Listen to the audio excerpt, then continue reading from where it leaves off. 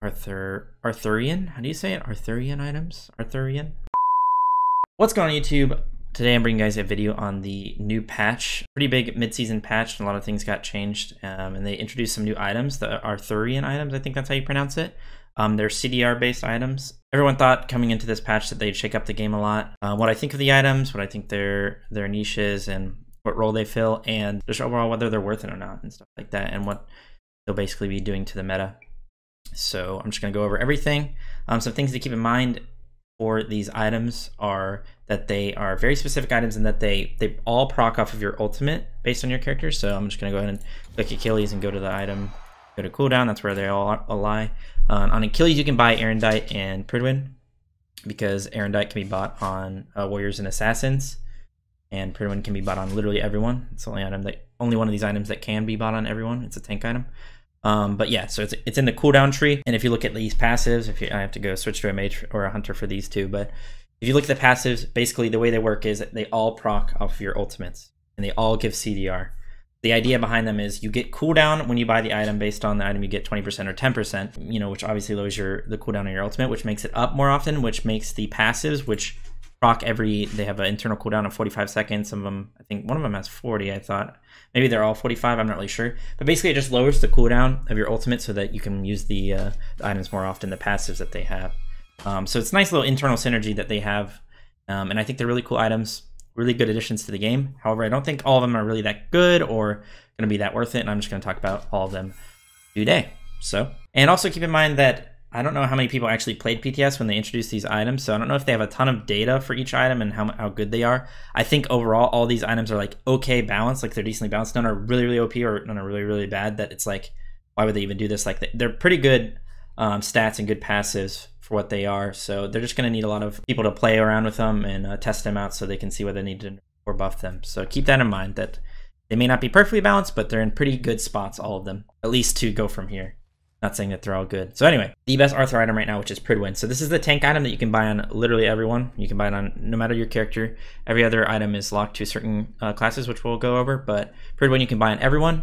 And the stats that it provides is for 2,400 gold, you get 20% CDR. 20% CDR is a crazy stat. The only other items in the game that give that are Breastplate, Jotuns, and Chronos Pendant, right? And this is on a tank item. So tanks usually want CDR. It's just how they function. They get more abilities off in a team fight while being more tanky. It's just the most value you can get. So it gives you 20% CDR, which is really, really good base stat. 40 of each prot, which is okay. It's not the greatest. Prots aren't, you know, they aren't all the rage like they used to be earlier in early seasons, because percent pen and you know, stuff like demonic and executioner just could destroy. So you don't get a ton of affected health from this, but the passive is really nice to combine with the prots that you get plus the 20% CDR plus the value in the item that it's only 2,400 gold. The passive that it gives is when your ultimate ability has finished casting, you gain a shield equal to your protections for 5 seconds. When destroyed by timing out or being depleted, it explodes and deals magical damage equal to 50% of the shield's initial health and slows targets by 25% for 3 seconds. And it can only occur every 45 seconds, the internal cooldown that we talked about before. So basically the idea behind this is that you get a shield for... Basically what a shield means is its health, right? You actually do get a little bit of health from this item in the sense that you get a shield when you use your ultimate, which is most of the time like when you want health, you know, when you're getting in there with your ultimate or, you know, healing or whatever you're doing with this item. So it gives you a nice amount of health in the shield because 50% of the initial health, or yeah, the initial health that the shield gives. But also, it's based on your protection, so the more prots that you build in the tank build that you're going, the more effectiveness you'll get out of it. And you get a little bit of aggressiveness as well with the slow and the damage that you get from it. It's not that crazy, but it's just a little added thing. And the reason I think this is probably the best Arthur item is that not only can you build it on every character, but it has 20% CDR for only 2,400 gold, which is really nice, similar to Breastplate. That's why Breastplate's always been a really, really good item. Just cheap protections plus CDR. But it's also got this nice little passive to add on to it that can really save you in a lot of situations or help you play aggressive. And then it has these nice base prots and 40 of each.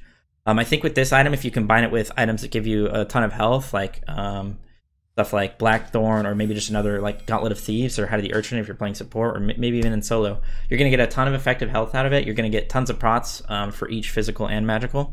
And it's just going to allow you to be not only super aggressive, but also be a lot tankier if they go on you in fights. So Honestly, this is probably the best item. You're going to be seeing this in a ton of games, on soul laners, on supports, and sometimes even in the jungle. I think it's going to be a decent bruiser jungle item as well, depending on your god. You won't see it in hunter or mid, obviously, because you can't really build tank items in those roles, but I think this is probably the best Arthur item. So definitely test it out. Okay, so I'm going to switch to a hunter real quick, because I'm going to go in order of what I think are the best items. We go to AMC and talk about Fail Not. So quick disclaimer, if there's a single role that I probably don't know the most about, or I'm the least, what's the best way to put that? I'm not the best person to get information on, it's ADC. So I know that some people have made videos on Fail Not already. I think Zapman has made a video, so if you want to watch his video and get more in depth about it and look at the builds and stuff you want to go with him, or with Fail Not, then definitely check out that video. I'll put it in the description. But I will give you a perspective of a soul laner or a frontliner, and maybe somebody who just plays jungle and off roles sometimes on this item. So Fail Not is probably the second best item, and I think it's probably going to be a decent item as an ADC player if you're playing hunters. It also has 20% CDR, which is I think one of the big parts between this item and Pridwen. Just 20% CDR is just a sick stat no matter what else you get from it. It has 45 physical power, which is nice, and then 25% crit chance, which is also really good. That's 1/4 your way to max crit. And then the passive on it is when your ultimate ability is finished casting your next ability, your basic attack within 8 seconds that damages an enemy god and marks them, increasing the chance you and your allies can land a critical strike by 15% for 10 seconds. And it can also only occur every 45 seconds because of the internal cooldown.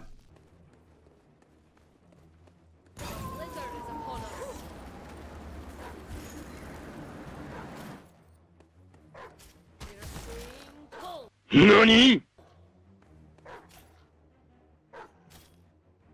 So something to keep in mind with every single item in the game, and I think maybe overlooked sometimes, but it's probably the most important thing when it comes to items, is how much it costs. It costs 2,800 gold, so that's a luxury item for ADCs. It's going to take a while to come online, and it's going to be it's going to be hard to get a quick power spike on, because the tier two of it doesn't even give you any crit chance, because it also builds into Arondight, which is the other item that we'll talk about. So it's actually a pretty decent item. The base stats on it are really nice. For 2,800 gold, you get 20% CDR, 45 phys power, 25% crit chance. Pretty good when combined with the passive, which allows you to crit more often. The only gripe I have with this item is that in Smite, Hunter's job, at least at an SPL level and at very high levels, is to kill frontliners. So not only did they buff Ninja Tabi plus Kin Size, which just have really good synergy together, they buffed those two items. Since it's also Hunter's job to just kill frontline, this item sometimes, or at least I think most of the time, will not make a ton of sense. Because if you can imagine, like, Hui is probably one of the best gods that could use this item, right? You ult somebody, you mark them and stun them, and then you just get extra crit chance and you can own them with it. Also, keep in mind that his passive allows them to not get crit as often. But if you're doing that, why wouldn't you just want a Kin Size build? Because you're never going to go Kin Size plus crit, right? Why wouldn't you just want a Kin Size build where you ult a frontliner as Hui, then you stun them, and then just auto them down with your Kin Size and attack speed and pen? It's going to be a lot more effective, especially if crit builds become meta, or very meta again. Then you're going to be seeing a lot more Neemins, a lot more Thorns, which are pretty hard counters. And even Spectral. Spectral is an underrated item, and you're probably going to see a lot more of that if crit becomes meta. So I think the idea behind it is interesting. The problem is, by the time you get to team fights where your job is going to be killing frontliners, it doesn't really do that job. As well, it does, but it doesn't do it as well as Kin Size, and doesn't get countered by Neemian and Thorns. Also, since it's such a luxury item, you're not going to be seeing it too early in the game as far as like a laning phase, at least in my opinion. So you're probably not going to get too much use out of that, in the 1v1 where you just ult them and go on them. However, I still think it's a pretty good item, and just because that's a hunter's job to kill frontline, it doesn't mean that this won't perform that job, or that it's impossible to get value out of it. It's definitely still possible, and crit's still a pretty good stat. Just the problem is, I think maybe it doesn't fit the role as much as it should, plus the fact that there's a lot of counters to crit. So, but keep in mind, 20% CDR is always going to be good. Like, CDR is really nice to have, even on hunters. I think even some hunter players undervalue some CDR, but their job is to do DPS, so who knows. Anyway, like I said, I don't know too much about the ADC role. That's just my opinions from a frontliner. Again, if you want to know more opinions about like the item and the actual role for people who play it that are professionals, then go check out some ADC streamers, or check out the Zapman video, which I'll link in the description. Okay, coming up next, I think the two worst of the Arthur items. Arondight.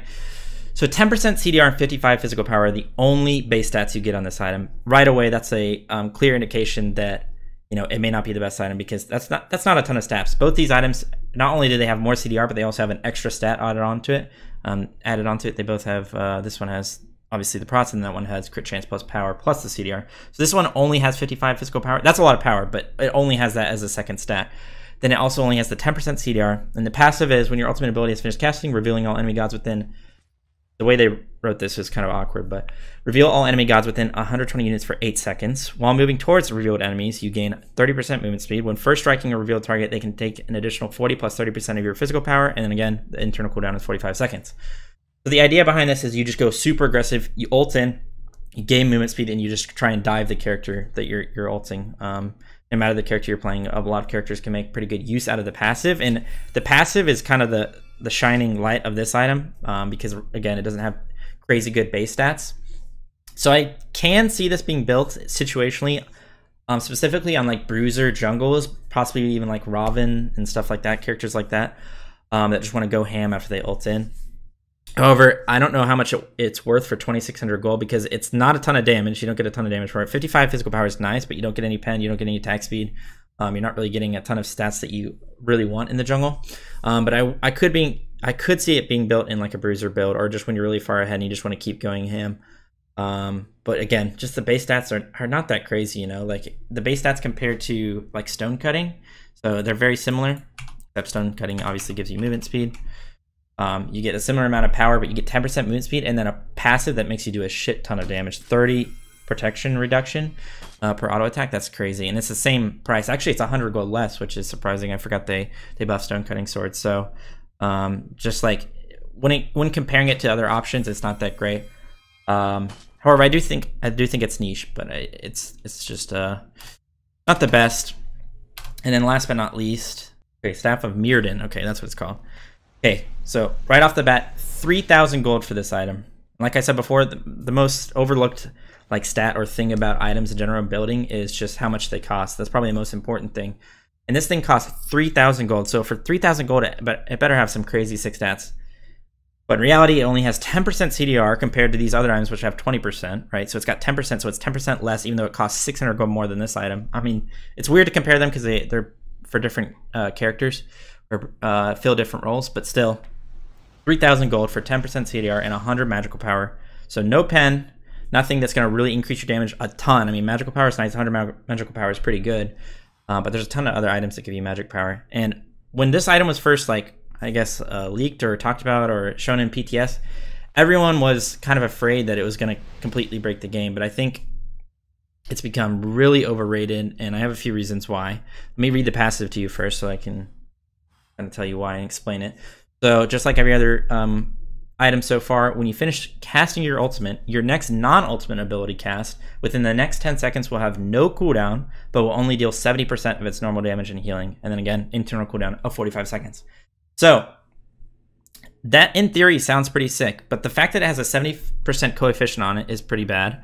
The fact that there are so many abilities in this game that when you cast, so if you've ever played Match of the Day, when you cast a second hit of that ability, when that ability is still going, the first ability disappears. And there are a ton of abilities that function like this, specifically as mages, since you can only buy this as mages and guardians. There are so many abilities that function that way, which makes it really bad. The fact that you can't have two of the same ability out at one time, I mean, it kind of just completely counters the point of this item. Also, I don't know if they're going to be changing that or going through each god and maybe changing the way that the gods function with this item. It's very possible that they do that, which will definitely make it better. So the fact that it costs 3,000 gold makes it a luxury item, so you're going to want it late game. And you can only buy it on guardians and mages. Most of the mages will not make tons of use out of this. They either want pen or like stuff that will give them higher damage. And then as far as guardians go, that's where I think you'll see its most of its use, if it's used at all. So if you look at all the guardians, the reason I think you'd see it more on these gods is that they can get 2 hits of CC off or 2 hits of utility off. For example, Geb is probably like one of the clearest things that are users of this item. If he blink ults and then shields a carry and then shields another carry, that's gonna be really good value, right? The problem with this, and like I said, I think guardians would abuse it the best because they have utility and CC, which they can use twice. The problem with this is, how are you buying this item as a guardian? It's 3,000 gold. Like that item curve to get that, you can't get in the middle of the game. There's no way you're only getting it late game, and most games are decided by the 25-minute mark. Even in SPL, most ranked games are decided by the 10-minute mark. But even in SPL, most games are decided that early. So, like, when are you making use of this item? It's a very luxury item, and since it's so expensive, you're only really going to see it late game. But it's just like, I don't see how you can build that in Guardians. Like, when are you going to be able to get this item and it be effective? You know what I mean? It just costs way too much. However, like I said, I think Guardians would be the best abusers of it because of the CC and utility. Again, like, imagine just like ulting into a fight as Athena and then getting a double taunt off, you know? Or like double plucking somebody, or double rooting after getting 2 Terra Walls in team fight for 2 stuns on 2 separate targets. It's really nice. It's just the cost of it, plus the stats that it gives. I just don't know if it's going to be really worth it for Guardians, except for the super late game, right? So that's kind of my thoughts on that. Let me do a quick overview of the items again. So, like I said, the idea is you get cooldown from all these items, and it allows you to play around your ultimate with the passives from these items a lot better. It allows you to do cool things with them, and they're unique, and I like them for that reason. However, I think a couple of them are going to be not that great, but I do think they can balance them pretty easily. And then I think Pridwen and Failnaught are probably the top 2 of the 4, Pridwen being the first, and then Failnaught having a pretty good selection as well, or being a pretty good selection. A couple things I think they could do to make Arondight and Staff of Mormon better. First, we'll start with Arondight since I already have Achilles selected. They could give it another base stat. For 2,600 gold, they could give it, you know, just something else. Maybe a little bit of pen, that might make it broken, but they could just do something to it, or adjust the passive a little bit more. Maybe give it a little bit more CDR, something like that, to make it more of an like an earlier option for junglers. You could do something like that. I haven't really thought about it too much for Arondight. That's the only thing. But for the staff specifically, there's a lot of things they could do, I think, with the staff. They could, for one, reduce the cost. I mean, it's 3,000 gold. That's just ridiculous item curve to try and build that. But if they want to keep it as a super luxury item, they can keep it at 3k gold and then increase the CDR on it, or just change the passive, make it so that you do more damage with each ability, or, and I think that's probably the biggest thing, but it would take a while to fix, and I guess costs a lot of money probably to get their programmers to do this, but they should go through individual mages and guardians and make it so that the abilities do not disappear if you cast another instance of them. You know, for example, like Ymir Wall. Like, being able to cast 2 Ymir Walls would be really nice. The problem is the first one disappears when you cast the second. So, stuff like that. If they're able to go through and program that so that it works differently, I think it would make it a lot better. That would cost a lot more than just changing the stats and stuff, though. So, who knows if they'd do that. But anyway, those are my thoughts on all the items. I think one thing with the staff as well is it's going to be good on characters that have knockups, because knockups don't DR. And another thing with the CC, if you get 2 CCs off, the second one's going to be DR'd. So preferably use it on 2 separate characters so that it doesn't DR, or you're using it at knockup twice, which doesn't DR. So I wasn't planning on doing that. I was just going to talk about the Arthur items, but I'll talk about Contagion. So Contagion, I think, is pretty good for one reason only. Just kidding, not one reason only. But one of the biggest reasons is it's only 2050 gold. 2,050 gold for an anti-heal item. Healing is super big in the meta right now, so 2,050 gold for anti-heal passive, really nice, first of all. But then again, look at all the stats it gives you, man. I mean, 60 prot, 100 health, 250 mana, 15 MP5, and then a sick anti-heal passive, and it only costs 2,050 gold. Like, sometimes I think, like, no offense to the balance team, but, like, how does, like, what's the thought process behind this? Just, like, throwing on stuff. The same thing with, like, Isis. Like, Isis, they buff Isis a shit ton this patch. She hasn't been meta for a long time, so I kind of understand that. They want to get her in the meta. But, like, her 3 gives you so many things and does so many things well. It's just crazy. But talking about Contagion, like, it's just so many stats for a passive that the passive on it, just like Pestilence, will always be a niche or situational build since healing is so prevalent. So it could have even worse stats, less stats, and it would still be a situationally good build or good item for the simple fact that you'll get a lot of value out of the passive. But yeah, I mean, I just look at the stats compared to the price. Basically 2,000 gold, 60 prot, 100 health, 250 mana, 15 MP5. So a ton of mana and MP5 make you never go And it's going to be a really good combination with I think Pridwen as well, since you don't get it. The problem with building Pridwen, or one of the only problems with building Pridwen in solo, is that you don't get mana or MP5 from it. So if you're a god that wants to spam or runs out of mana very quickly, you're going to be in a bad spot. But if you combine it with Contagion, if they have any healing, which they probably will because they build Berserkers and Glad Shields, and then healing characters are pretty prevalent right now.